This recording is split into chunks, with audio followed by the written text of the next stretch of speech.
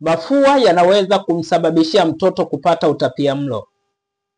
Ni kwa namna gani? Ni kwa sababu mtoto mdogo hawezi kupumua kwa kutumia mdomo. Mtoto mdogo hupumua kwa kutumia pua tu. Pale ambapo mtoto atakuwa na changamoto ya mafua, anaugua mafua mara kwa mara, manake ni kwamba njia yake ya upumuaji itaweza kuathirika.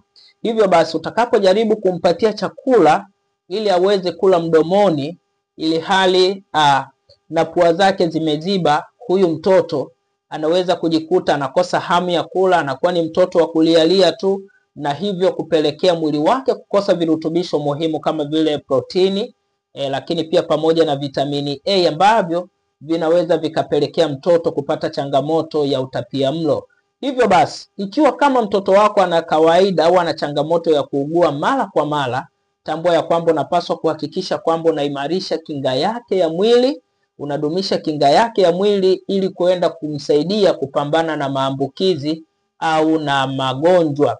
Lakini pia kama mtoto bado hajafikia umri wa kula, basi hakikisha kwamba mzazi unajikita kumnyonyesha zaidi, kwani maziwa yako yanayo nafasi kubwa ya kumjenga mtoto na kumsaidia kuimarika kwa kinga yake ya mwili.